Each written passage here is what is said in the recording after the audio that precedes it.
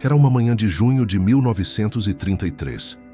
Em Jeffersonville, Indiana, um homem de 24 anos estava se preparando para pregar no antigo salão maçônico da Avenida Meigs.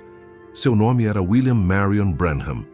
Naquele momento, ele não imaginava que estava prestes a receber uma série de visões que marcariam gerações e despertariam debates até os dias de hoje. Antes mesmo de abrir a Bíblia para pregar, algo sobrenatural aconteceu.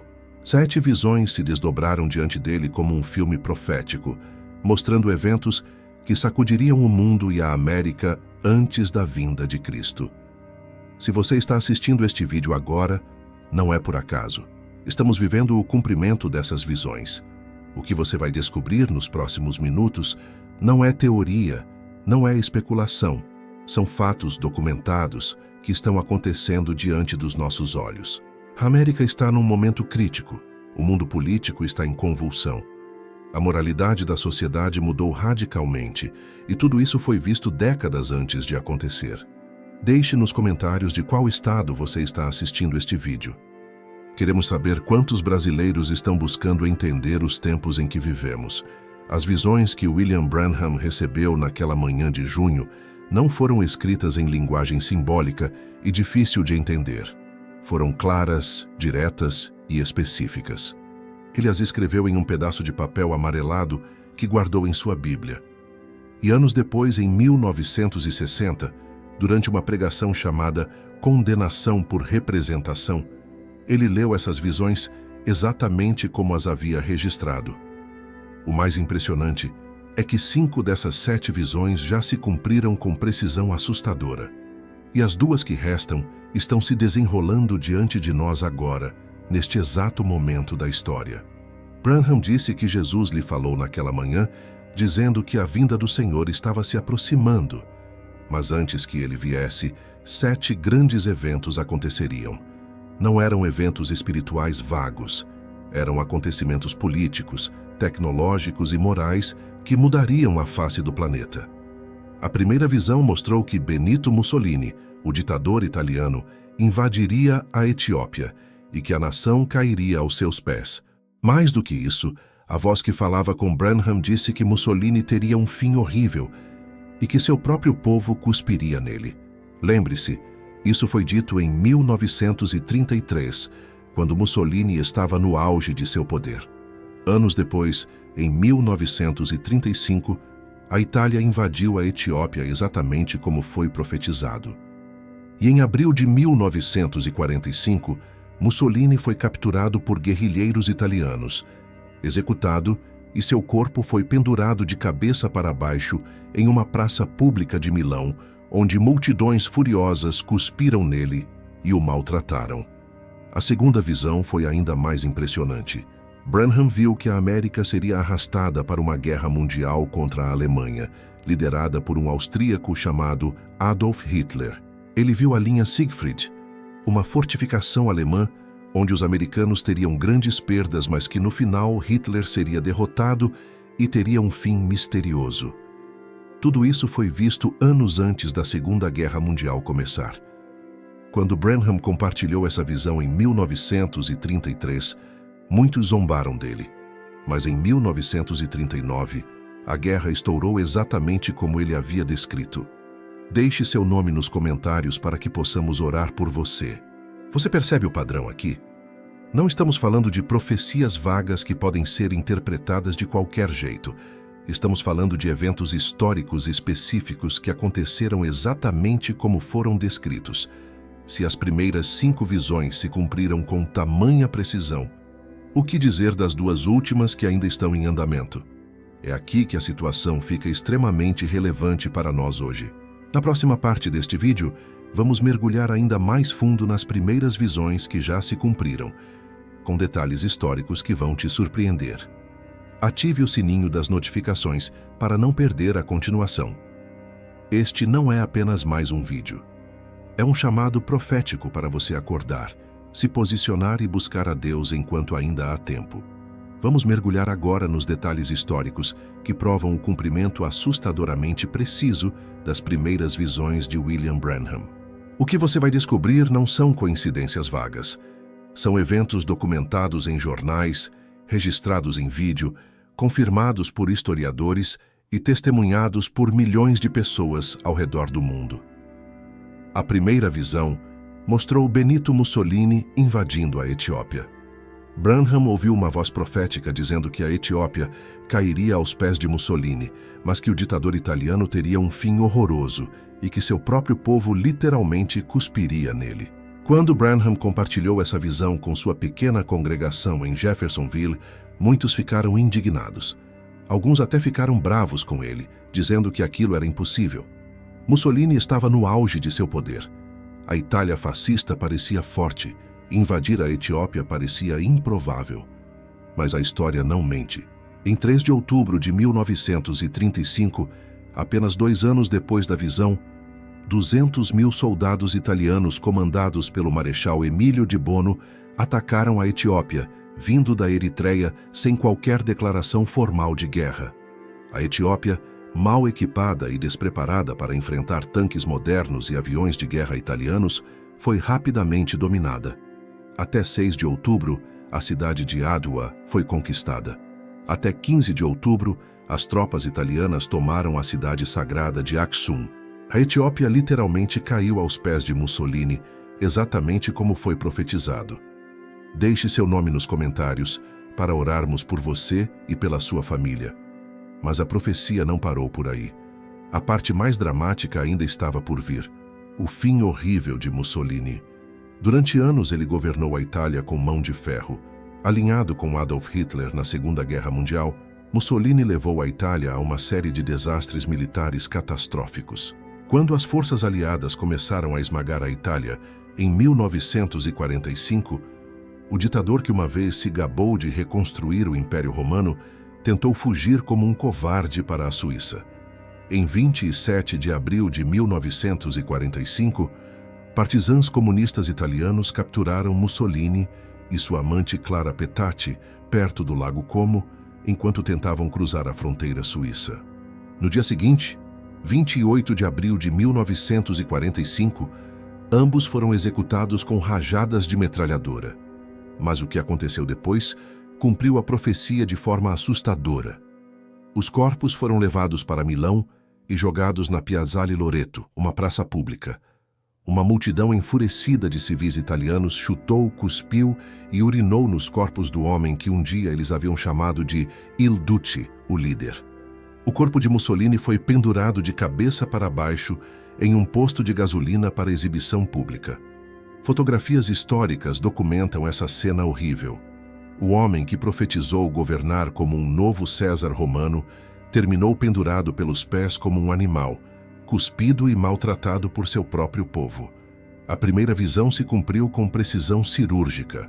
A segunda visão foi ainda mais específica. Branham viu que a América seria arrastada para uma guerra mundial contra a Alemanha, liderada por um austríaco chamado Adolf Hitler. Ele viu a linha Siegfried, uma fortificação alemã onde os americanos sofreriam grandes perdas. E ele viu que Hitler viria a um fim misterioso. Lembre-se, isso foi visto em 1933. Adolf Hitler só se tornou chanceler da Alemanha em janeiro de 1933, poucos meses antes da visão. Compartilhe este vídeo com alguém que precisa entender que Deus ainda fala através de seus servos. Tudo aconteceu exatamente como foi mostrado. A Alemanha nazista, sob Hitler, mergulhou o mundo na guerra mais devastadora da história. A América foi arrastada para o conflito. E sim, houve uma fortificação chamada Linha Siegfried, também conhecida como Westwall, onde as tropas americanas enfrentaram resistência feroz e sofreram pesadas baixas durante a campanha para invadir a Alemanha. Vamos examinar a terceira visão sobre os 3 ismos que dominariam o mundo. Ative o sininho para não perder. Depois de ver Mussolini e Hitler em suas visões proféticas, William Branham viu algo que mudaria o rumo político do mundo inteiro. Era sobre 3 forças ideológicas que batalhariam pelo domínio global. Naquele junho de 1933, quando a maioria das pessoas mal sabia o que estava acontecendo na política mundial, Branham recebeu uma visão clara sobre o destino dessas 3 potências: fascismo na Itália, nazismo na Alemanha, comunismo na Rússia. 3 ismos, 3 ideologias, 3 caminhos diferentes. A voz que falava com ele durante a visão foi específica. Os 2 primeiros ismos seriam absorvidos pelo terceiro. O fascismo e o nazismo desapareceriam, mas o comunismo floresceria. E então veio a ordem profética mais importante dessa visão. Observe a Rússia. Mantenha seus olhos na Rússia. Preste atenção à Rússia. Em 1933, isso não fazia muito sentido. A Rússia soviética estava isolada, empobrecida, passando por fomes terríveis. Stalin estava consolidando o poder brutalmente. O país parecia fraco comparado à Itália fascista e à Alemanha, que logo seria nazista. Mas Branham pregou essa visão repetidamente ao longo dos anos. Ele dizia à sua congregação para observar a Rússia. Observe a Rússia. Mantenha seus olhos no Rei do Norte. Aqueles que estavam presentes em suas pregações nos anos 50 e 60 testemunham que ele repetia isso constantemente. E a história provou que ele estava certo.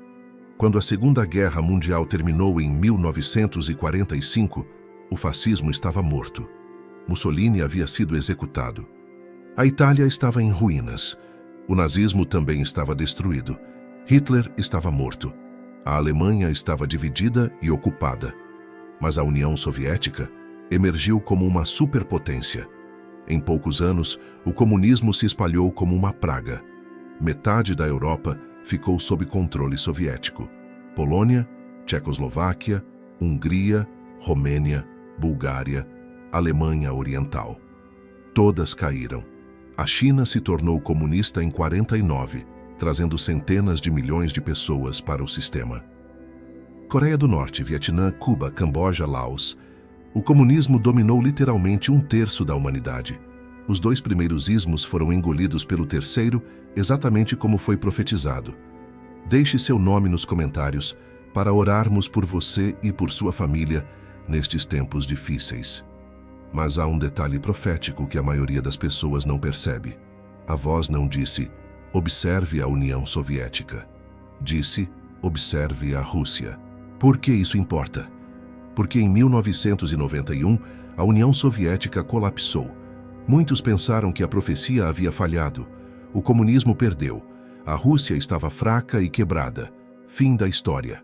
Mas espere, a profecia não era sobre a União Soviética. Era sobre a Rússia. E olhe para o mundo hoje. A Rússia está de volta ao centro do palco mundial.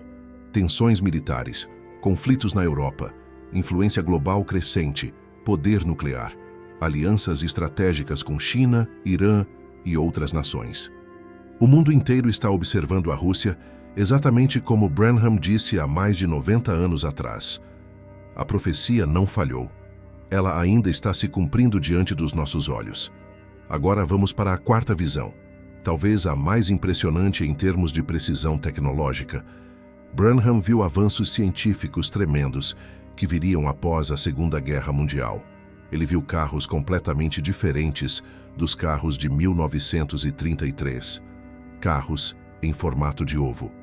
Carros com cobertura de plástico transparente. Carros sem volante.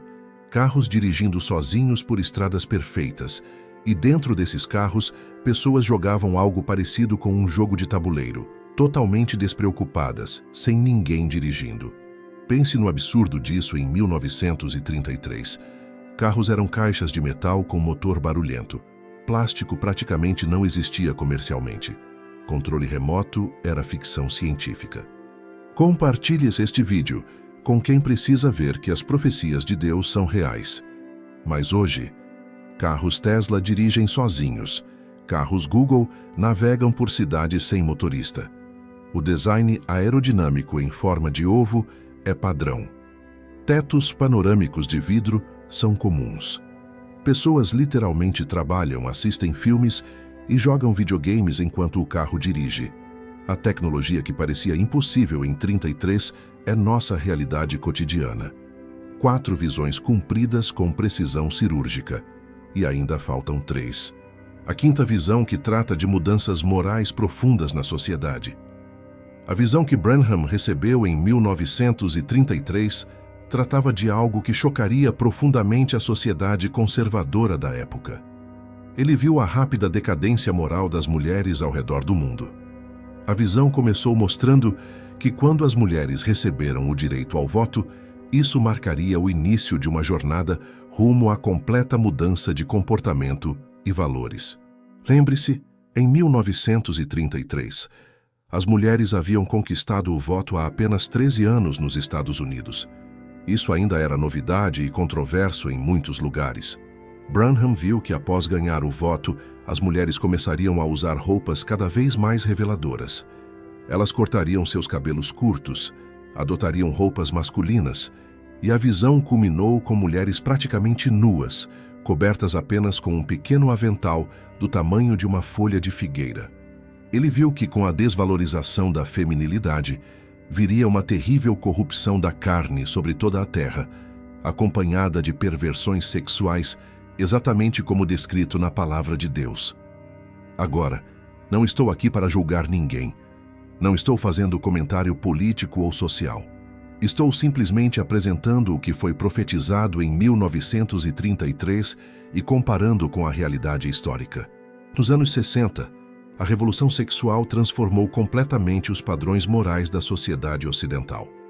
O movimento feminista dos anos 70 trouxe mudanças radicais na forma como as mulheres se vestiam, se comportavam e participavam da sociedade.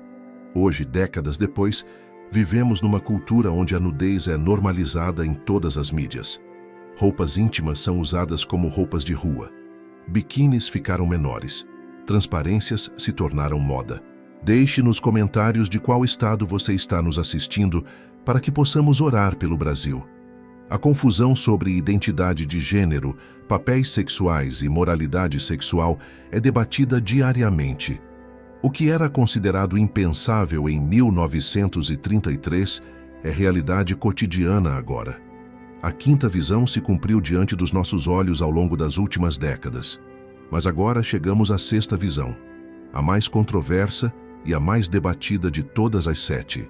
E é aqui que a conexão com o momento político atual se torna impossível de ignorar. Branham viu que nos Estados Unidos surgiria uma mulher extremamente bonita, vestida com esplendor e grande poder seria dado a ela. Ela seria encantadora por fora, mas haveria uma dureza nela difícil de descrever. Linda em aparência, mas cruel, perversa e astuta. Essa mulher manteria o povo americano completamente sob seu poder. O próprio Branham admitiu que Deus nunca lhe deu uma interpretação clara e definitiva sobre essa visão. Ele considerou 2 possibilidades principais. Primeira, que essa mulher poderia representar a Igreja Católica Romana, assumindo o controle sobre a América. Segunda, que poderia ser literalmente uma mulher chegando à presidência dos Estados Unidos. Em suas pregações ao longo dos anos, Branham mencionou ambas as interpretações. Às vezes, ele achava que era sobre o catolicismo. Outras vezes, ele sugeria que poderia ser uma mulher presidente ou vice-presidente. Ele não tinha certeza absoluta. E essa incerteza é importante porque mostra honestidade profética. Ele não inventou uma interpretação só para parecer certo. Compartilhe este vídeo com alguém que precisa entender os tempos proféticos. O que sabemos com certeza é que a política americana passou por transformações dramáticas nas últimas décadas relacionadas exatamente a essa visão. Mulheres alcançaram posições de liderança impensáveis em 1933. Candidatas à presidência, candidatas à vice-presidência, senadoras, governadoras, juízas da Suprema Corte. O papel político das mulheres mudou completamente e, independentemente de quem ocupa a Casa Branca hoje, o que é inegável é que a América está mais polarizada e dividida do que em qualquer outro momento da história moderna. As eleições se transformaram em batalhas culturais intensas. A nação está rachada ao meio. Há uma dureza política que desafia a descrição. Alguns dirão que essa visão se cumpriu quando determinadas mulheres chegaram ao poder. Outros dirão que ainda está por se cumprir completamente. A verdade é que não sabemos exatamente como ou quando essa visão será totalmente realizada. Mas o que não podemos negar é que estamos testemunhando mudanças políticas e culturais sem precedentes. Deixe seu nome nos comentários para nossa equipe orar por você. E isso nos leva diretamente à sétima e última visão, a mais sombria de todas. Branham ouviu uma explosão terrível. Quando se virou para olhar, viu os Estados Unidos como uma terra fumegante e em ruínas, devastada por completa destruição. Até onde seus olhos podiam ver, havia apenas crateras, pilhas de destroços queimando e nenhum ser humano à vista. Essa visão ainda não se cumpriu. Mas quando olhamos para o arsenal nuclear mundial, tensões geopolíticas crescentes, ameaças de guerra, colapsos econômicos iminentes e o afastamento cada vez maior de Deus, não é difícil entender por que essa profecia ressoa tão fortemente hoje. Na próxima parte, vamos falar sobre o que realmente importa: o chamado ao arrependimento, a mensagem de esperança, e o que nós, como igreja, devemos fazer diante dessas profecias. Agora precisamos entender algo crucial. William Branham não pregou essas visões proféticas apenas para assustar as pessoas ou para ganhar notoriedade. Ele pregou porque acreditava ter recebido uma mensagem de Deus para a última geração da igreja. E essa mensagem estava centralizada em algo que ele ensinou extensivamente: a Igreja de Laodiceia. Em dezembro de 1960, Branham pregou uma série de sermões sobre as 7 eras da igreja, descritas em Apocalipse, capítulos 2 e 3. Quando chegou a última era, Laodiceia, sua pregação foi diferente de todas as outras. Deus não tinha nenhuma palavra de elogio para essa igreja. O texto bíblico em Apocalipse 3, versos 15 e 16 diz: Eu conheço as tuas obras, que nem és frio nem quente. Quem dera fosses frio ou quente. Assim, porque és morno e não és frio nem quente, vomitar-te-ei da minha boca. Branham pregou que essa era a condição da igreja moderna: nem fria nem quente, morna. E essa mornidão provocaria a rejeição de Deus. É uma imagem chocante. Jesus literalmente dizendo que vai vomitar a igreja morna da sua boca. Isso não é linguagem suave. É linguagem de nojo, de repulsa.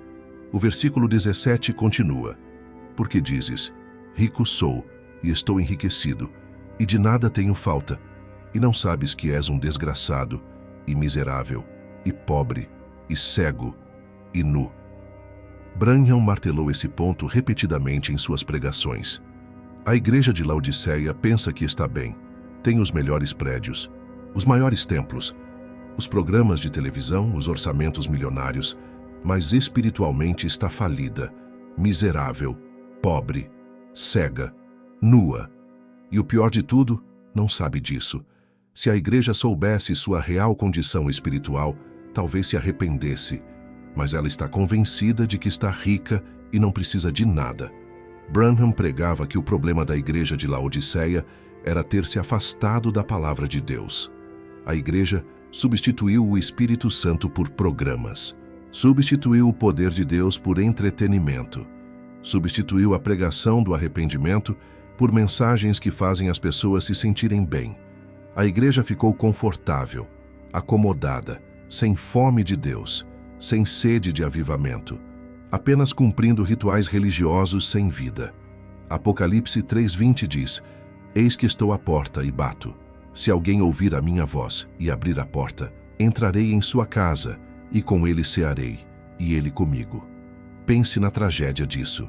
Jesus Cristo está do lado de fora da própria igreja, batendo na porta, pedindo para entrar. Ele não está dentro, ele está fora. A igreja que leva seu nome o colocou para fora.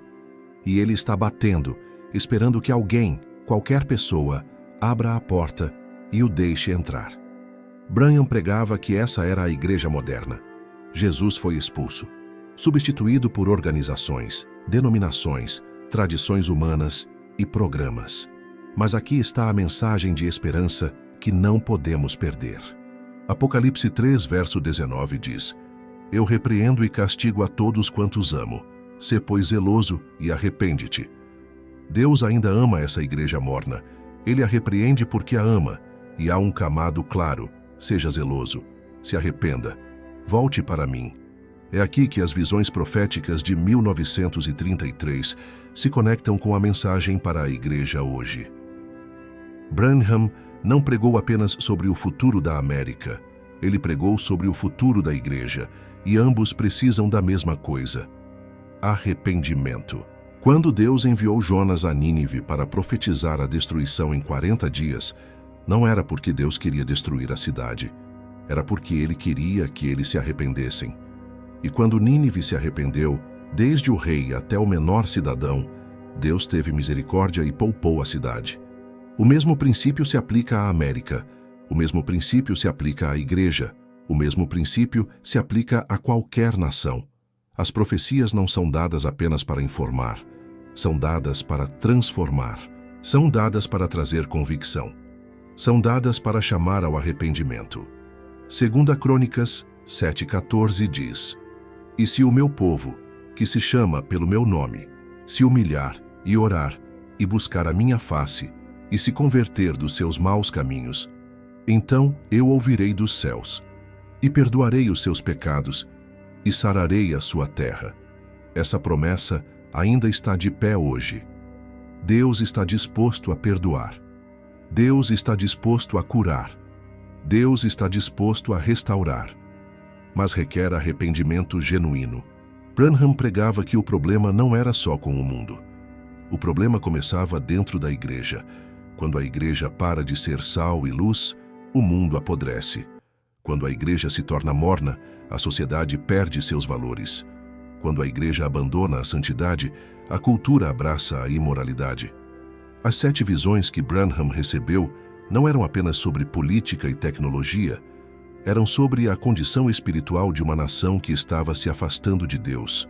E o chamado era claro: volte para Deus antes que seja tarde demais. A aplicação prática disso tudo. O que nós, como igreja brasileira, devemos fazer? Como essas profecias nos afetam? E qual é o papel da intercessão neste momento crítico da história? Você pode estar se perguntando: mas essas profecias foram sobre a América. O que isso tem a ver comigo aqui no Brasil? A resposta é: tem tudo a ver. Porque os princípios espirituais não têm fronteiras. Quando uma nação abandona a Deus, os mesmos padrões de julgamento se aplicam independentemente da geografia.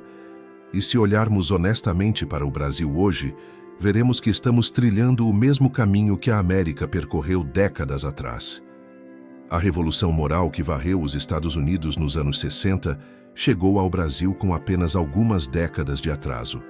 A desvalorização da estrutura familiar, a inversão de valores morais, a ridicularização da fé cristã nas universidades, a sexualização precoce das crianças, a propaganda massiva contra princípios bíblicos. Tudo isso que Branham viu destruir a América moralmente está acontecendo aqui. As mesmas forças espirituais que corromperam uma nação estão operando na nossa. E quanto à igreja brasileira? Será que estamos imunes à mornidão de Laodiceia? Olhe ao redor. Templos cada vez maiores, mas poder espiritual cada vez menor. Multidões nos cultos, mas poucas vidas verdadeiramente transformadas. Pregações que agradam, mas não confrontam o pecado. Música profissional, mas adoração superficial. Busca por bênçãos materiais, mas fuga da cruz. Shows gospel substituindo o quebrantamento. Entretenimento religioso substituindo o mover genuíno do Espírito Santo. A pergunta que não quer calar é: Jesus está do lado de dentro ou do lado de fora das nossas igrejas? Apocalipse 3 mostra Cristo batendo na porta da igreja de Laodiceia. Ele não está dentro, ele foi colocado para fora. Substituído por programas, eventos, estratégias de marketing e crescimento numérico. A igreja cresceu em tamanho, mas encolheu em poder. Aumentou em recursos, mas diminuiu em presença de Deus. Ficou rica financeiramente, mas pobre espiritualmente. O que fazer diante disso? Primeiro vem o despertamento pessoal. Antes de apontar o dedo para a igreja institucional, cada crente precisa se examinar. Sua vida cristã é quente, fria ou morna? Você tem fome genuína da presença de Deus ou apenas cumpre tradições religiosas? Sua fé é real ou é apenas herança familiar? Essas perguntas doem, mas são necessárias. Lamentações 3, verso 40 diz: esquadrinhemos os nossos caminhos e provemo-los e voltemos para o Senhor. Segundo, precisamos desesperadamente voltar à palavra pura de Deus, não interpretações humanas, não teologias convenientes, não versículos isolados para justificar o que queremos fazer, mas a palavra completa, inteira, sem edições. Branham martelava que o problema de Laodiceia era ter trocado a palavra pelas tradições dos homens. Quando você substitui assim, diz o Senhor por assim diz minha denominação, você perdeu o fundamento. A palavra de Deus não pode ser negociada, adaptada ou diluída para se encaixar na cultura moderna. Terceiro, avivamento verdadeiro precisa voltar. Não estou falando de eventos agendados com cartazes bonitos. Estou falando de um mover soberano do Espírito Santo que quebra corações de pedra, traz convicção profunda de pecado, produz arrependimento genuíno com lágrimas e transforma vidas de forma radical e permanente. O tipo de avivamento que aconteceu em Atos capítulo 2. O tipo que virou cidades de cabeça para baixo. O tipo que incomodou autoridades porque era impossível de ignorar. Quarto, e isso é urgente, precisamos nos tornar uma geração de intercessores, não orações rápidas antes das refeições, não pedidos egoístas por prosperidade pessoal, mas intercessão profunda, prolongada, sacrificial pelas nações. Ezequiel 22, verso 30 é assustador. Deus procurou alguém que tapasse o muro e se colocasse na brecha, mas não achou ninguém. Por isso, o julgamento veio. A falta de intercessores selou o destino da nação. Intercessão não é opcional para quem entende os tempos proféticos. Quando você vê o que está vindo, quando você compreende a seriedade da hora, você não consegue ficar passivo. Moisés se colocou na brecha por Israel. Ester arriscou a vida pelo seu povo. Daniel intercedeu pelos cativos. Esses intercessores mudaram o curso da história porque entenderam que a oração tem poder para mover a mão de Deus. As profecias de Branham não eram apenas avisos sobre o futuro. Eram chamados urgentes ao arrependimento no presente. Cada visão cumprida deveria nos acordar um pouco mais. Cada evento profético acontecendo deveria nos levar aos nossos joelhos com mais intensidade. O tempo está se esgotando. Os sinais estão por toda parte. E Deus ainda está procurando um povo que responda ao seu chamado antes que seja tarde demais. Das 7 visões que Branham recebeu em junho de 1933, 5 já se cumpriram completamente. Mussolini invadiu a Etiópia e morreu exatamente como foi profetizado. Hitler arrastou o mundo para a guerra e teve um fim misterioso. O comunismo engoliu o fascismo e o nazismo. A tecnologia avançou de forma impressionante com carros autônomos. A moralidade da sociedade mudou drasticamente. 5 visões cumpridas com precisão cirúrgica, mas 2 ainda estão em andamento ou aguardando cumprimento total.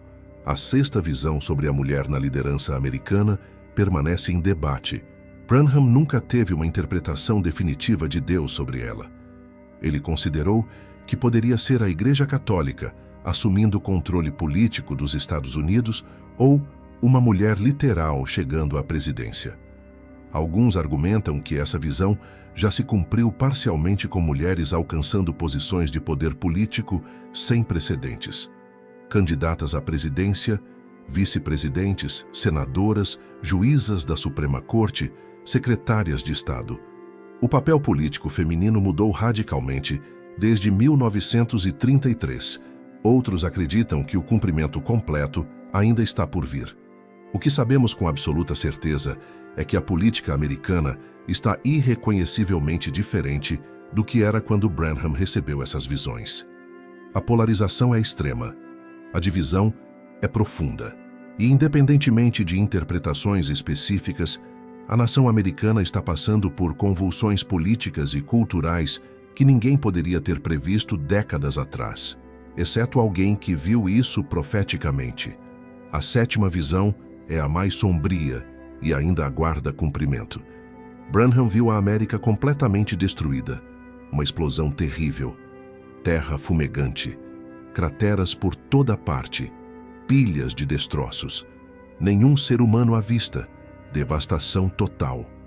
Em 1933, não existiam bombas atômicas. A primeira bomba nuclear só seria testada em 1945. Mas Branham viu destruição nuclear 12 anos antes de ela existir. Hoje, vivemos num mundo com mais de 13 mil ogivas nucleares. Rússia tem 6 mil. Estados Unidos tem 5.500.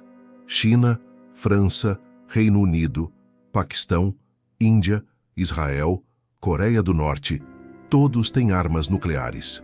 As tensões geopolíticas estão no ponto mais alto desde a Guerra Fria. Um único erro de cálculo poderia desencadear uma guerra nuclear que destruiria civilizações inteiras em questão de horas. A sétima visão de Branham não parece mais tão impossível. Mas aqui está o que precisamos entender. Essas visões não foram dadas para nos deixar com medo, foram dadas para nos deixar alertas, foram dadas para nos despertar espiritualmente. Foram dadas para nos chamar ao arrependimento enquanto ainda há tempo. Jonas caminhou pelas ruas de Nínive, gritando que em 40 dias a cidade seria destruída. Mas Deus não queria destruir Nínive. Ele queria que eles se arrependessem. E quando toda a cidade, do rei ao menor cidadão, se humilhou em arrependimento, Deus teve misericórdia. O mesmo Deus que poupou Nínive por causa do arrependimento ainda é o mesmo hoje. Ele não mudou. Sua misericórdia permanece. Sua paciência continua. Mas sua justiça também permanece. E há um momento onde a paciência de Deus se esgota. Há um momento onde o tempo do arrependimento termina. Há um momento onde o julgamento se torna inevitável. Joel 2, verso 12 diz: Ainda assim, agora mesmo diz o Senhor, convertei-vos a mim de todo o vosso coração, com jejuns, com choro e com pranto. Estamos vivendo num momento único da história. As profecias estão se cumprindo. Os sinais estão por toda parte.